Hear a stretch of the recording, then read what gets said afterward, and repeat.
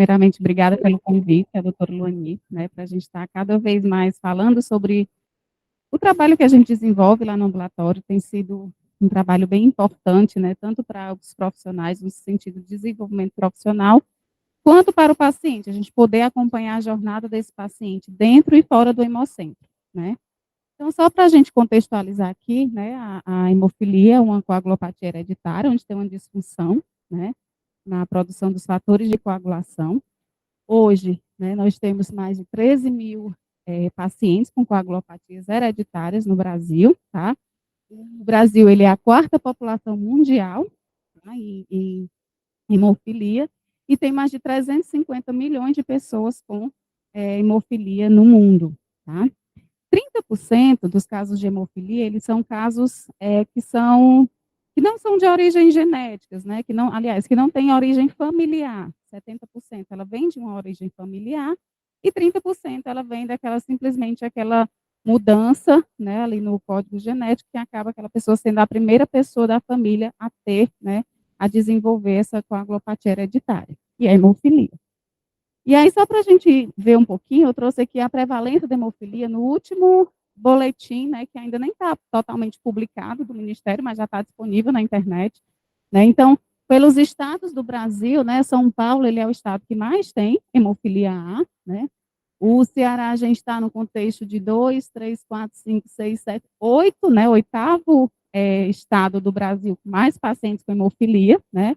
Lembrando que esse boletim é de 2021, então os dados podem ter sido coletados em 2020, a gente já tem mais pacientes do que esse número, tá? E aí a gente está falando de coagulopatia, aliás, de hemofilia A, né?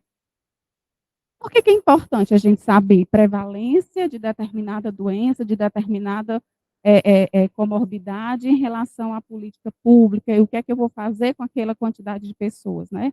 Para que a gente para que a gente possa conversar com a rede de atenção, né, e propor melhorias de assistência, melhorias para que essa rede de atenção possa dar cobertura, né, a toda a jornada desse paciente no que ele precisar, seja na hora do sangramento, no tratamento eletivo, de consulta, e também do suporte da equipe multidisciplinar que vai acompanhar esse paciente, tá? Essa aqui é parte da nossa equipe, né, a foto já está um pouco desatualizada, tem que convocar, né, o pessoal para a gente fazer essa foto.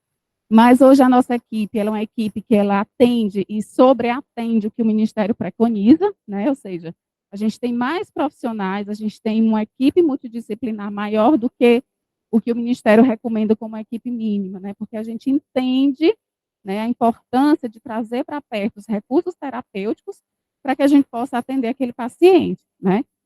Ah, porque as pessoas perguntam, né, por que ter um dentista dentro de um hemocentro para atender um paciente com hemofilia se a gente tem um centro de especialidade odontológica, né? Então, quanto mais a gente traz para perto aquele especialista, aquele profissional, a gente consegue dar o suporte necessário, né? A gente sabe que a gente está falando de uma disfunção rara, que teoricamente a gente, quando sai da faculdade, a gente não domina, não sabe, né, manejar aquele paciente. Então, quando está aqui dentro de um centro de especialidade que é direcionado, a gente consegue compreender, mas quando ele está fora, a gente não consegue dar esse suporte, né, necessário para esse atendimento. E hoje a gente até consegue dar por conta do sobreaviso, né, a gente tem um médico que fica, a gente vai já falar sobre o fluxo de atendimento. E aí a gente fica se perguntando o que é necessário, né, para tratar um paciente com hemofilia. Dentre os exercícios que a gente faz, né, envolve multifatores que a gente possa estar envolvendo isso, né. O fator, ele é ali primordial, né, digamos assim, ele é a base, uma das bases do tratamento, mas a gente precisa muito mais do que isso, que é um profissional qualificado, né, que é a rede de apoio daquele paciente. A gente sabe que a hemofilia, ela acomete aquele paciente, mas envolve todo o núcleo familiar, né. A gente vai já ver em cada jornada de década de vida o que é que ele precisa e quem que é afetado em relação a isso. Tem a escola, a customização, o trabalho, a equipe multidisciplinar, o controle social, que é muito presente, muito importante na consolidação desse tratamento, né. É a questão da alimentação, unidade de pronto atendimento, unidade básica de saúde, porque a gente fala tanta coisa, né, que às vezes nem está diretamente relacionado a nós, né. Eu costumo muito dizer assim, que o paciente com hemofilia, a gente tem 365 dias no ano, né. O paciente vem para 5 consultas hematológicas, né, com o médico mesmo ali, a cada 3, 4 meses. E os outros 360 dias, onde é que ele está, né? A gente está falando de saúde do homem, né, prioritariamente a gente tem um público masculino, que é difícil ir para o médico, né, ter aquele hábito de se cuidar, né, de estar ali fazendo algo preventivo. E o tratamento, nós somos orientadores da prática, né, ele leva o medicamento para o coagulante para casa e ele aplica. Então a adesão, se esse paciente ele não entender que ele precisa, né, fazer o tratamento, precisa fazer o medicamento antes que ele faça, que tenha aquele sangramento, aquilo não vai funcionar, né. Então a gente precisa que ele compreenda isso, para que a gente tenha sucesso nessa terapia, né. E aqui, a gente falando sobre essa jornada, né, que tanto se fala na jornada do paciente, qual que é essa jornada? A gente tem o nascimento, né, normalmente esses 70% dos casos que são de forma hereditária, a gente descobre logo ali, quando o paciente nasce, faz ali as suas primeiras vacinas nos primeiros meses de vida, e já vem com aquele hematoma, com aquela coisa, e começa a ter desconfiar daquele tratamento, ou daquela coagulopatia, né. E aí começa esse saga desse paciente nessa primeira descoberta, né, onde a mãe e o pai fica ali, aquele núcleo familiar para tentar fazer esse suporte a esse paciente. E aí a experiência dos primeiros sintomas, né, com o sangramento, às vezes começa ali a engatinhar o paciente, né, o bebezinho, começa até cair, tem um hematoma acima do normal, né, que as crianças já apresentam, e aí a família precisa, né, ter aquele olhar, né, mais aguçado e procurar uma orientação a um profissional de saúde. E para isso a gente precisa o quê? Que os profissionais da rede de atenção básica, que é quem faz principalmente puericultura, os pediatras, acompanhem, né, esses pacientes, precisam desconfiar, né, de uma possível coagulopatia ou de uma hemofilia, né. E aí vem muito presente essa questão do aprendizado e também da descoberta daquele paciente. E aí a adesão ao tratamento, né, quando o paciente já tem o diagnóstico, quando ele já precisa, se envolver e envolver o núcleo familiar nesse tratamento, né, existe a questão da compreensão da hemofilia, o que é, né, o que é que isso afeta aquele núcleo familiar, e também a aceitação do tratamento, né. A gente vai ver um pouco lá na frente que, a princípio, quando é pequeno e tudo, a gente trata muito mais aquela abordagem com o núcleo familiar do que propriamente o paciente, né. Então a gente precisa convencer a mãe, a família, é todo um apoio, né, um núcleo de apoio para que esse paciente ele venha para o centro de tratamento e consiga ali acompanhar, né. Então aqui é basicamente essa jornada do cuidado, né, que envolve a sociedade, precisa estar ciente do que a gente está, falando no sentido do controle social, da gestão em saúde, né, precisa estar envolvida a escola, essa pessoa ela vai para a escola, os professores precisam entender, os colegas precisam entender, né. A gente tem casos de paciente que passam, às vezes, por algumas dificuldades, porque a escola tem uma escada, ou precisa andar, ou os colegas fazem bullying mesmo com a criança. Esses dias a gente teve um paciente que levou uma rasteira, né, no colégio, que a gente estava falando. E está com o joelho enorme, então assim, poxa, a gente precisa convencer, conversar com a escola, com o núcleo gestor dessa escola, e ele tem uma condição diferenciada e precisa de uma atenção diferenciada, né. Não no sentido de segregar, no sentido de incluir e educar essas pessoas para que elas compreendam a limitação, né. E aí o trabalho, a família, né, e tão importante quanto isso é a rede de atenção, né, é algo que a gente precisa cada vez se aproximar mais, né. A gente precisa lembrar daqueles 365 dias, aqueles outros 360 dias que a rede de atenção está articulada, precisa estar articulada.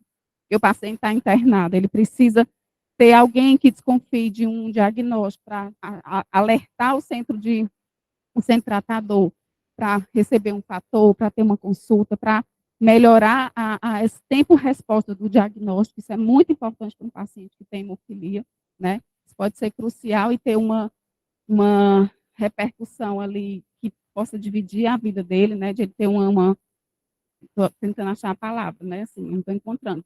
Que ele pode ter algumas limitações para o resto da vida dele, um sangramento maior, um sangramento do sistema nervoso central, alguma coisa nesse sentido, né? E aí a gente consegue envolver nisso todo esse ecossistema do paciente, que não é só o diagnóstico, mas tudo que ele passa ali para ser tratado e ser conduzido ali pelo resto da vida dele, né? E aí, nessa timeline dessa jornada, né, nós temos cada fase um cuidado especial, específico, tanto para a família, quanto para o cuidador, quanto para aquele paciente que convive com hemofilia, né? Então, na primeira década de vida, a criança com hemofilia, ali vão surgir os primeiros hematomas, né? Os pais, os cuidadores precisam sempre estar em estado de alerta, né? E aí a gente tem que dosar muito, né? A equipe multidisciplinar é muito focada nisso, de não colocar o menino numa bolha, né? De dizer que não pode brincar, que não pode fazer isso. Eu lembro que tem uma mãe que relata, lembrando da doutora Rosângela, né? Vai dizendo, olha, esse menino tem que estudar, tem que fazer isso, outro, aí ela, mas eu posso puxar a orelha? Ela pode puxar a orelha, no dia que farra o fator. Né? Então, assim, a gente precisa fazer com que aquela criança, né, eles tenham uma vida normal, o mais próximo do normal possível. E a equipe multidisciplinar precisa estar muito alinhada, né, para garantir isso para aquela família, não só para aquele paciente, mas para aquela família, principalmente nessa primeira década de vida, né? Então, há uma tensão psicológica muito grande, né, da família, da mãe que chega ali com aquele bebê, querendo entender o porquê daquele diagnóstico, né? Ela muitas vezes se sente culpada, então a psicologia ela atua de uma forma muito determinante ali daqui para frente para ela assumir aquela responsabilidade também do tratamento, né? E o medo, né, que acho que todos os pacientes e as mães têm, né, assim, são sequelas ortopédicas, né? Hoje, né, depois aí de 11 anos de profilaxia, a gente já consegue ter um estereótipo diferente do paciente com hemofilia. Hoje o menino é um menino bonito, que brinca. Visualmente, você não vê mais nenhum tipo de artropatia no paciente, né? Pequeno, que você possa dizer esse menino tem hemofilia, né? Então, ainda a gente já consegue ter esse bem, né? Que a profilaxia, essa modalidade de tratamento nos trouxe. E aí os desafios na criança com hemofilia, iniciar a profilaxia antes de uma artropatia, né, de um sangramento ali no joelho, cotovelo, né, para tentar estimular essa profilaxia o mais rápido possível, né, quando ela é indicada. Treinar os pais para realizar as infusões, né, orientar para reduzir o medo e a ansiedade, né. É muito cômodo, né, na nossa parte como profissional de saúde, dizer, mãe, você vai ter que fazer o fator de 3 em 3 horas, né, para um paciente.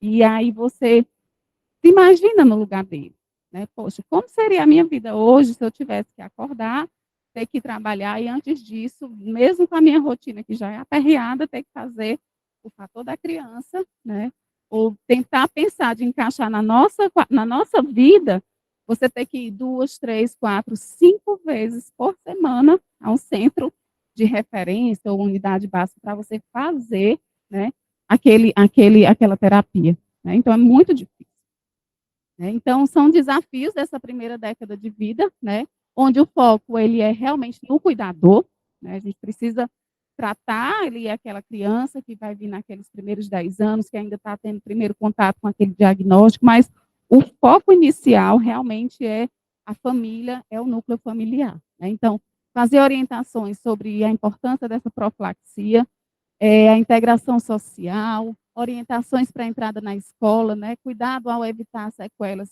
que possam tirar essa adesão para próximo do paciente, né? E fazer recomendações para a prática clínica, que seria o quê? Oferecer um suporte psicológico aos pais, né? Isso desde o início, desde a primeira contato com o paciente, a gente procura fazer esse resgate da família, né, para se envolver. A família passa por um processo de treinamento, né? A gente faz ali 12 sessões, depende muito do paciente, para a gente ensinar a família, né, a mãe, ou o pai, ou a tia, a fazer o fator na criança, para que ela tenha autonomia e consiga fazer esse tratamento em casa, né? Sem precisar estar se deslocando. Né? Considerar locais alternativos para transfusão, ou seja, pegar referências de unidade básica, unidade de pronto atendimento mais próximo da casa dele, tentar facilitar o acesso para que realmente ele tenha acesso mais fácil e não deixe de ter adesão ao tratamento, né? E aí oferecer também sempre, mudar o foco, né, do cuidado sempre para o paciente, né, conquistar a confiança, isso é uma relação que ela vai sendo construída, né, a gente vê os meninos chegar ali, desde o diagnóstico pequenininho, né, nos primeiros sangramentos, e aquele ali, ele depois passa a jornada de vida toda dele, fazendo acompanhamento conosco, que a gente é referência no estado, né, então a gente precisa construir essa relação. Ele vai estar lá sempre, vai trazer o filho, vai trazer muitas vezes o sobrinho, ele vem acompanhado. Então, imagina você ter que ir para um centro de tratamento e você passar a sua vida toda se você tiver uma relação ruim com os profissionais, né?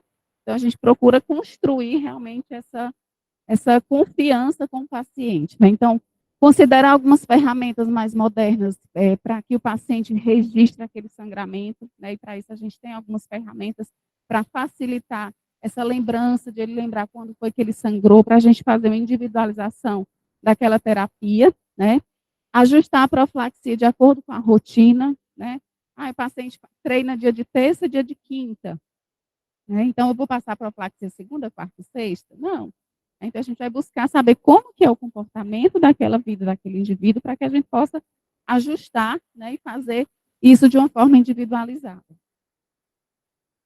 Quando ele chega na idade adulta, e hoje a gente já tem idoso, né, tem uma parcela hoje considerável da população de hemofilia que já é idoso, antes a gente não tinha esse privilégio, né, de falar isso.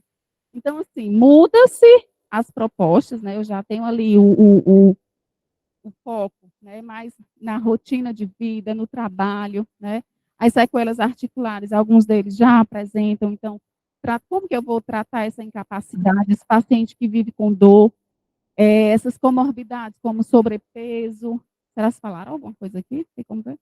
Olha.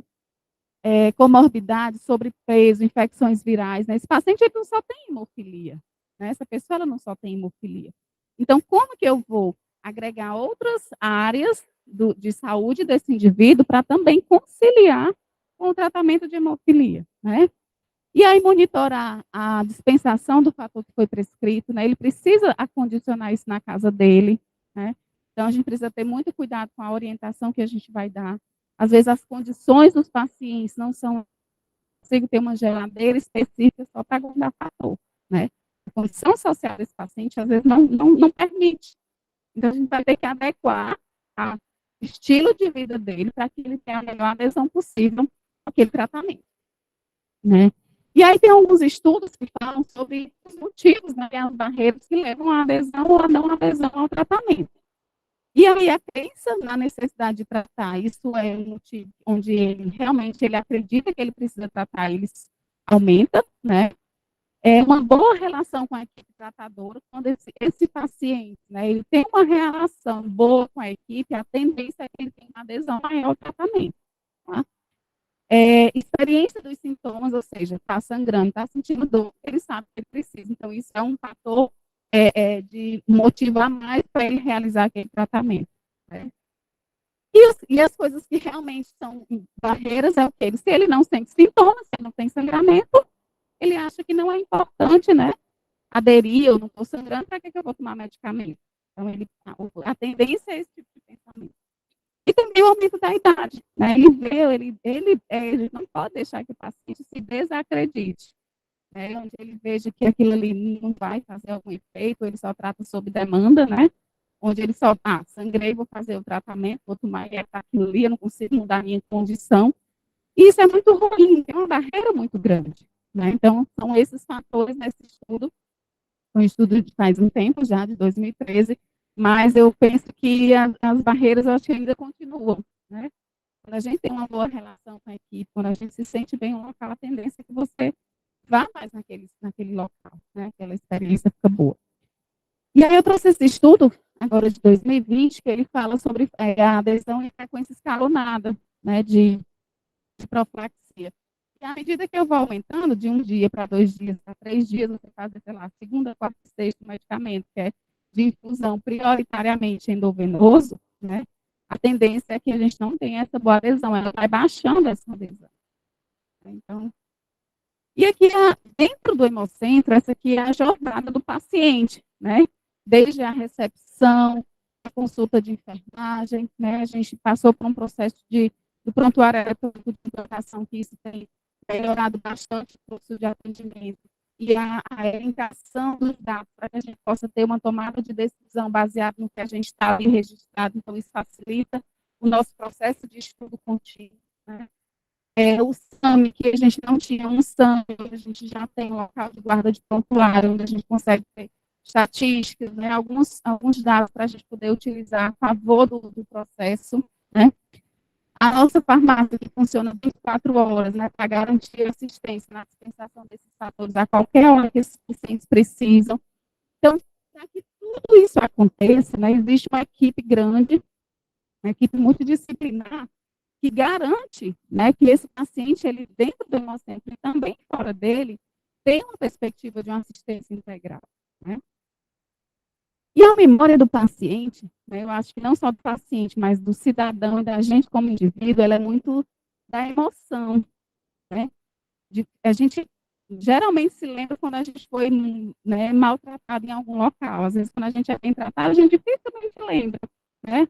Mas quando a gente tem algum ponto, alguma coisa que a gente precisa trabalhar um pouco mais, a questão da emoção, de fazer com que aquela pessoa que vem buscar o nosso serviço, ela se sinta bem no serviço. Eu preciso construir aquela jornada de confiança, de valor, de uma disfunção de uma doença que é crônica, né? Ele vai estar lá, querendo ou não, ele vai estar lá. E o que é que eu posso facilitar, né? Ou fazer diferente para agregar valor à vida daquele paciente ao Hemocentro. Então, a gente precisa utilizar algumas ferramentas, mesmo profissionais, inclusive pessoais, para estar buscando esse paciente mais para perto, né? E aí a gente se pergunta, o que a gente está fazendo para isso, né? O que é que nos motiva a mudar a vida daquelas pessoas que precisam do nosso tratamento, precisam da nossa assistência de uma forma diferenciada, né? E aí eu trouxe esses círculos só para a gente pensar um pouquinho se a gente consegue ver que esse círculo do meio ele é maior ou menor. Aliás, eles são iguais ou diferentes nas duas perspectivas? Eles são do mesmo tamanho ou não? O lado direito, né? O lado direito, ele parece ser maior, né? Eu fui medir, fui tentar ver, mas os dois tamanhos são iguais, né? Então, só para a gente refletir um pouco, às vezes, o problema está lá, ou a solução está lá, o recurso está lá. Tudo muda a depender do contexto, né? E é assim na equipe multidisciplinar. Quando a gente trabalha em equipe, né, a gente precisa entender que nós temos os mesmos recursos, mas que a gente precisa utilizar aquilo e ver tudo de uma mesma forma, né? Precisamos utilizar os recursos necessários, falar na mesma linguagem, trocar as experiências, discutir os desfechos, os melhores desfechos clínicos para aquele paciente com o recurso que a gente tem, né? Então, isso facilita muito, porque o segredo de trabalhar em equipe é comunicação, né? A gente precisa comunicar o outro do que a gente está fazendo, da perspectiva, do recurso que a gente tem para a gente poder melhorar a vida daquela pessoa, né? E aí conhecer o paciente, né? O gerenciamento do cuidado, né? Focar nas entregas, né? O que é que eu tenho para entregar para aquele paciente, engajar a equipe, que não é fácil, acho que, né, dentre tantos desafios do trabalho multidisciplinar, o trabalho em equipe, com equipe grande, com diversas formações, engajar a equipe é algo que a gente precisa ser um desafio diário, é igual um casamento, né? Sempre tem que estar trazendo ali uma coisa ou outra para a gente motivar e fazer com que essas pessoas se sintam importantes e façam a diferença, né? O monitoramento do dado e também, uma coisa que é muito importante é utilizar da melhor forma os recursos que a gente tem, né? Quando esse paciente, ele pisa no Hemocentro, ele começou a utilizar recursos, né? O que é que eu posso fazer para que ele tenha um valor agregado com o mínimo possível, né, de custo para aquele paciente, de a gente não desperdiçar, né? A gente está falando nessa perspectiva, né? E aí tudo isso, né, do gerenciamento do cuidado, da integração da equipe multidisciplinar, ela tem um motivo, que é o quê? Melhorar a qualidade assistencial, os desfechos de clínico desse paciente. E a gente vê isso através de quê? Né? Para isso que a gente tem reunião de indicadores, para isso que a gente tem reunião multidisciplinar, para isso que a gente bate na porta do colega, né, para dizer, olha, o fulano não conseguiu reduzir aquele sangramento, vamos tentar mudar, vamos tentar fazer outra coisa, a gente precisa conversar. E isso é medido através dos indicadores, onde a gente vê, né, isso acontecendo através da diminuição da taxa anual de sangramento dos pacientes, né, onde a gente vê o índice de aumento das consultas, ou seja, se esse paciente está vindo para a consulta é porque ele está vendo resultado, ele também está acreditando, né. O índice dos pacientes que têm indicação de fazer profilaxia, que estão em profilaxia, né? Então, a gente precisa entender que os nossos desfechos clínicos, que os nossos indicadores, eles refletem o resultado de um time, né? E que todo mundo participa de alguma forma. E aí a gente traz aqui alguma experiência, né, do que a gente tem feito. Acho que tinha outras. O que a gente está fazendo para tentar melhorar essa jornada do paciente, para que quando ele vinha no Hemocentro não seja só mais uma furada, né? Só mais uma vinda difícil, né? E a gente tem trabalhado em cima de alguns projetos, né, para envolver esse paciente. Um deles é o Hemokids, né, que é um projeto que é voltado para as crianças, né? A gente sabe da dificuldade que é uma criança. Eu morro de pena de fazer um acesso venoso no meu filho, morro. E a gente precisa entender que aquele paciente, ele precisa, né. E tem menino que, né, eu lembro, tem alguns que bate lá na porta e vem: "Olha, a mãe disse que ele só quer vir para o vai para o outro Hemoce", porque na cabeça dele é outro Hemoce, né, em outro canto é outro Hemoce, ele quer vir para esse Hemoce. Então isso para a equipe escutar é muito bom, né. Então a gente vê que a gente está fazendo um trabalho onde as pessoas que estão vindo para o ambulatório estão gostando de estar lá, apesar de vir para controlar um sangramento, né. E aí a gente tem algumas ações, que é a entrega do certificado de corajoso, né, tem, esse cartão de fidelidade da profilaxia, onde o paciente ele vem segunda, quarta e sexta, ele recebe um ticketzinho, como o nosso de fidelidade, né, você vai preenchendo depois de 3 cartões, que é justamente a próxima consulta, que ele vai vir, que é 3, 4 meses, mais ou menos, aí ele ganha um brinde surpresa. Não tem que dizer o que é, assim, entre aspas, né, ele escolhe, né, a gente vai ter que comprar um presente bem caro para ele. Né, então, assim, tenta através de alguns projetos, como esse Saúde 360, que busca, trabalhar a saúde como num todo, né. Essa pessoa, ela não tem só uma coagulopatia hereditária, ela não tem só hemofilia, ela não tem só lembrando. Ela é uma pessoa, é uma mulher, né, que tem um distúrbio hemorrágico, ela é um homem que muitas vezes precisa de uma orientação para outras coisas, né, da saúde dele, ele pode ser um hipertenso, ele pode ser um diabético, por que não, né? Então a gente tem algumas ações, né, para que eles possam se sentir cuidados de forma integral, né? Aqui são as capas de super-herói que a gente entrega para alguns pacientes, né? Eles gostam muito. Aqui é o cartão de fidelidade, né, que eles recebem pra quando eles ganham o prêmiozinho deles, né, aí eles preenchem, ó, com o ok dos dias que eles vieram, né. Eles também, quando eles têm sangramento que precisa fazer uma dose extra, eles colocam o ok e pinta, para dizer que teve um sangramento, né, e a gente conseguir resgatar isso na consulta. Aqui é a entrega do certificado de corajoso. E na primeira consulta, no diagnóstico, Vala lembrando do Rui bem pequenininho. Na primeira consulta desse paciente, tem um acolhimento, né, assim, a gente entrega uma plantinha para ele, que a gente chama de florescer, né, simbolizando ali o cuidado, né, ele vai, a partir dali, assumir a responsabilidade de também cuidar dele, né, a família, de entender, ela entende um pouco sobre o funcionamento do ambulatório, que eu tenho psicologia, que a gente tem um dentista, que a gente tem fisioterapeuta, e que aquela equipe lindíssima, maravilhosa, está lá esperando para atendê-lo, né, assim que for necessário, né. Aqui a gente faz um treinamento de autoinfusão, né, então geralmente os adolescentes começam ali 10, 12 anos, eles já demonstram interesse em aprender, e aí a gente vai ensinar, né, primeiro eles vão, eles observam, depois fazem supervisionados, depois a gente dá uma alta, né, libera para ele fazer em casa, sob supervisão dos pais, né. E aqui são algumas ações que a gente faz, né, no decorrer do ano, para que esses pacientes não sintam só ali na obrigação, né, de vir somente àquela consulta, né? E aqui ele tem muito mais do que uma assistência médica, ele tem um acolhimento, né, de vida. A família vem para se reunir, para participar, né? E é bom que eles participem. E aqui é parte da nossa equipe, né, que nós temos, que é, né, a Hemorrede. E a mensagem que a gente finaliza aqui é que nenhum de nós é tão bom quanto todos nós juntos, né?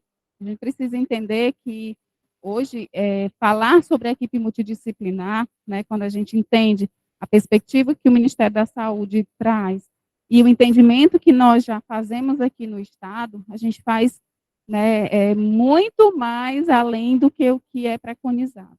Faz mesmo, né? Assim, a doutora Rosângela hoje pela manhã falou em relação à experiência dela no Brasil todo, e a gente precisa consolidar isso, né? Se certificando através da política pública de assistência a esse paciente, garantindo a atenção integral, responsabilidade do Hemocentro em estar qualificando profissionais médicos, profissionais pediatras, profissionais que estão nas unidades de pronto atendimento e também na atenção básica, para entender um pouco sobre o que é uma coagulopatia, o que é hemofilia, quais os cuidados mínimos que a gente precisa ter para com esse paciente, né? Porque o sangramento, ele pode ter uma sequela ali irreversível na vida daquela pessoa, não só daquela pessoa, mas daquela família, né? E a equipe, ela é muito engajada nisso, né? De cada um fazer o seu papel, compreender a sua importância, e todo mundo tem essa autonomia e liberdade de chegar para o outro, né? Intervir, conversar, né? Então, a gente costuma muito dizer assim, que a gente é uma equipe multiprofissional, né? E atua de forma transdisciplinar, né? Porque é isso, é essa troca que faz com que aquela conduta ela seja tão rica para aquele paciente que ele tenha um melhor desfecho clínico, porque está sendo monitorado, porque está sendo acompanhado, né? Então, acho que é isso que eu tinha para vocês. Obrigada.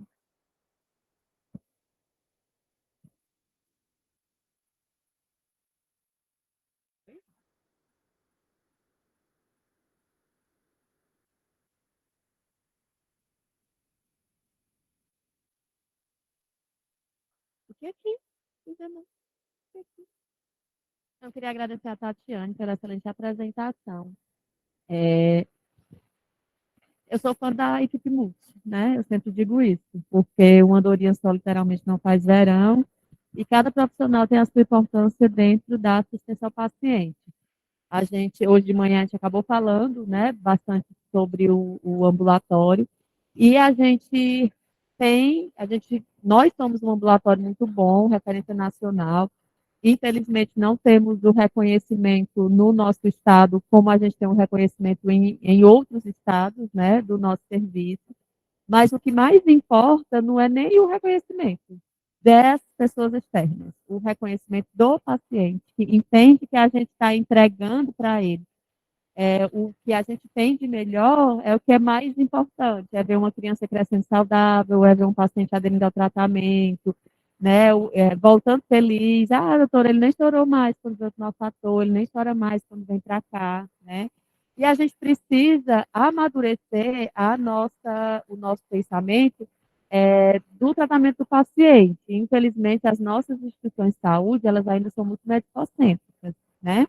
Então, a gente tem estou falando não a gente não é nosso, a gente sistema de saúde. A gente tem um atendimento que é muito centrado no médico e na equipe, quando ela precisa ser centrada no paciente, né?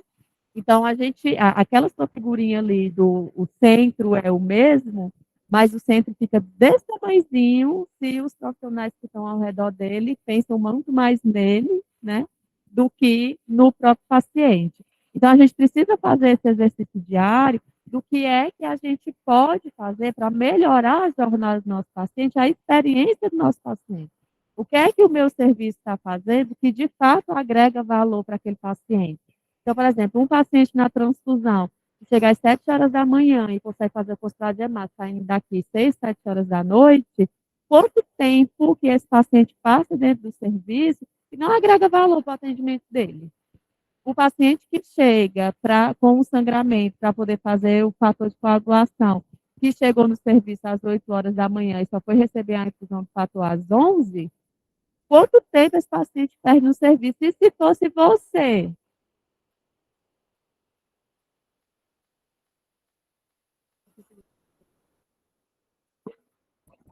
A tendência do engajamento dele, né, e da adesão diminui, Isso. né? A gente, né? Vou pensar na gente, que não tem uma doença crônica, que vai eventualmente uma consulta.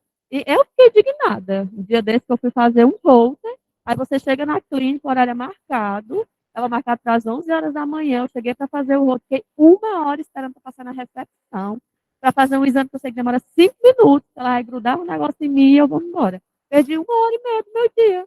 Fiquei indignada, fiz uma reclamação porque foi 1 hora perdida por falta de organização do processo do atendimento. Eu entrei na mesma fila das pessoas que iam passar pela consulta médica, e a consulta médica demora muito mais do que os 5 minutos, né? Então, onde cada um de nós, dentro do seu papel, do que você faz e podendo enxergar o que o outro faz, porque muitas vezes quando a gente está muito dentro do processo, muito no centro, a gente não enxerga o nosso próprio umbigo, né? Mas a gente enxerga o umbigo do outro. Então, onde dentro do nosso papel e dentro do nosso contexto, a gente pode melhorar a experiência do paciente e entregar mais valor para ele. Então, a gente precisa começar a discutir isso, né? Amadurecer essas ideias porque cuidar do paciente, a gente já sabe que a gente faz, a gente sabe que a gente é muito bom, né? Mas onde que a gente consegue modificar para agregar valor para a experiência daquele paciente, para aquele paciente vir para a consulta, ele vir feliz, ele não perder tempo, ele poder trabalhar. Porque imagina, é um transtorno para você fazer sua avaliação preventiva ginecológica uma vez no ano. Você não consegue o horário para você sair do trabalho. Imagina você ter que fazer consulta a cada 2, 3 meses e ter que viver, trabalhar. E aí, quando chega, a doutora diz: viva uma vida normal. Como é que eu vivo uma vida normal se eu tenho que faltar ao trabalho? Porque eu sangrei, porque eu tenho que pegar o fator, porque eu não consigo liberar E assim, até a próxima consulta, eu tenho que liberar de mês em mês, de e é dois uma em dois, pessoa, né? entendeu? E é uma pessoa que convive com a dor, né? E a dor, ela é invisível, né? É muito tratado como mimimi, como mole, como preguiçoso, né? Então, assim, tem alguns estereótipos que já foi, né, ali culturalmente enraizado no paciente que precisam ser mudados. Eu preciso estimular, sim, né, que ele tenha uma vida normal, né? Precisa compreender que ele entenda isso dentro da perspectiva dele, né? E fazer com que cada profissional que está ali dentro, desde a pessoa que recebe, a pessoa que vai coletar um exame, às vezes são atitudes simples, né? A gente implantou ali a ilha digital, né? Só em você não ter que fazer o paciente voltar para a recepção, para fazer o mesmo fluxo de um paciente que está chegando, e esse paciente, peraí, eu vou atender primeiro o que está chegando ou o que já estava aqui, quem é a prioridade, né? Então, você tirar esse vínculo, como você poderia ter feito lá no seu exame, né? Paciente que é só para procedimento, paciente que é só para consulta, paciente que é para isso. Às vezes, você desenhar um fluxo de atendimento melhora para o paciente, né? E outra coisa que é uma dificuldade é a gente escutar, né? Estimular o paciente a dizer o que, é que ele está achando do serviço. Né? A gente tem essa dificuldade mesmo, né? Porque ele já está aqui há 10 anos, há 12 anos, então vou dizer de novo, toda semana eu tenho que dizer, né? Mas a gente precisa escutar para as melhorias virem, né? E a gente conseguir traçar um plano, sei lá, institucional, terapêutico, dentro e fora daqui, né? Porque, como a doutora Luane disse, aqui ele é bem tratado, tratado no sentido de assistencial, porque a gente sabe o que está fazendo, né? Mas a gente também precisa agregar valor para ele, o que é que para ele é importante, né? Às vezes, quando ele escolhe aquela pessoa para fazer um acesso venoso, para ele, aquilo ali é porque ele se sente bem, não é porque ele está destratando a equipe ou alguma coisa Porque ele nesse está dizendo que sentido, você é né? incompetente, eu só quero aquela, Às vezes né? a gente tem que se colocar. Então, quando a gente Obrigada. chega num local, diz assim, fulano tá aí, quando eu vou doar sangue, eu tenho os meus preferidos, né? Então, a gente precisa também deixar com que o outro também se sinta à vontade, se sinta acolhido, que ele também tenha poder de decisão. Hoje se fala muito na decisão terapêutica compartilhada, né? Se eu chego com uma pessoa e digo que ela tem que comer, beber, não sei o quê, e mando ela para casa, ela vai dizer, doutora, eu não sei nem o que é isso, né? Eu vou passar, uma pessoa que come um pão carioquinha todo dia, eu vou passar um pão de 9 gramas, ela vai para lá. Não como, né? Eu preciso entrar na vida daquela pessoa para entender, para assim traçar um plano terapêutico junto, senão ele não vai fazer. E o que eu tô, né, o que a gente está falando não é porque colocar o paciente no centro, não é tratar o paciente como rei, que ele pode tudo, né? Ele tem direitos e ele também tem deveres. Então, a gente também precisa trabalhar na educação crítica desse paciente, para ele poder compreender até onde vai o direito dele, onde começam os deveres dele, que ele também tem uma participação nesse tratamento, né?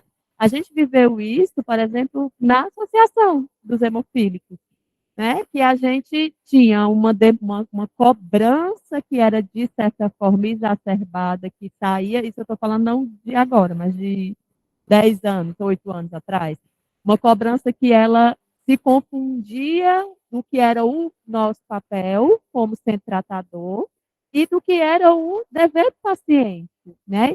Na hora que você começa a trabalhar a educação dos pacientes, que eles começam a compreender melhor o papel deles no tratamento, você vê que a cobrança muda, ela fica muito mais madura, ela faz muito mais sentido, né?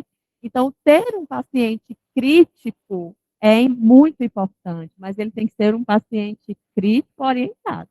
Ele não pode chegar aqui, como eu já recebi demanda, e dizer, mas é porque é tão complicado aí para você. Não vocês virem aqui em casa, não, né? Eu recebi essa mensagem esse ano. Vocês virem aqui em casa, não, avaliar se eu preciso tomar o cartão? Não, né? Você tem que vir aqui, porque, enfim, nós não temos esse atendimento domiciliar. Outra para você, e quantos que eu vou conseguir fazer isso? Eu não posso individualizar e Não, tratar o negócio não é diferente, né? sustentável, né? A gente tem que, olha, a equidade do SUS, né, a universalidade, a gente tem que seguir princípios que ele também precisa compreender, né? Então, assim, isso que a doutora Luane está falando faz muito sentido, porque ela faz parte da equipe multidisciplinar do ambulatório, né? Então, ela vivencia, ela entende, ela sabe o tipo de maturidade que é o nosso paciente. É um paciente que ele sabe dos direitos dele muito bem, né? Até às vezes abusa, né? Isso a gente fala, porque a gente fala nas reuniões do controle, eu estou chamando controle social. Conselho social, né? É então, uma forma um de controle social.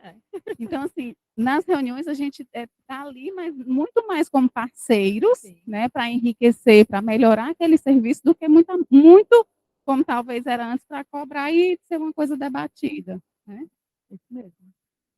Então, acho que é isso, né? Alguém quer falar alguma coisa, fazer uma colocação? Não? Alguém de virtual? Só parabéns pela aula, equipe maravilhosa, excelente apresentação, parabéns. E alguém levantou a mão, Fabiola. Fale, Fabiola.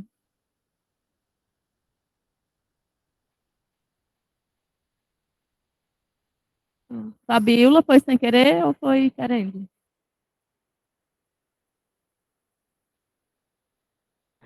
Oi, era realmente para dizer. Alô? Alô? Estamos lhe ouvindo, pode Alô? falar. Nossa internet está ruim. Era realmente para dizer que quem mais sabe de tudo é o próprio paciente. Eles têm mais conhecimento e vivência do que mesmo nós que trabalhamos ali cuidando dele, né? Então é sempre importante ouvi-lo, né? Informar, inclusive, dessa cumplicidade é muito importante.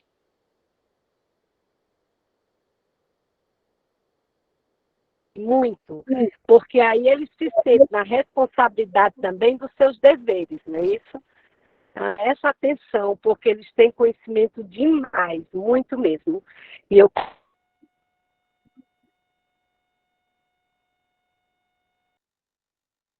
parabenizo também o conselho, né? Eles são muito partícipes, eles têm de todas essas programações, as que mais lotam a nossa casa são os pacientes ambulatoriais do EMOS, são perfeitos, eles fazem questão. É isso.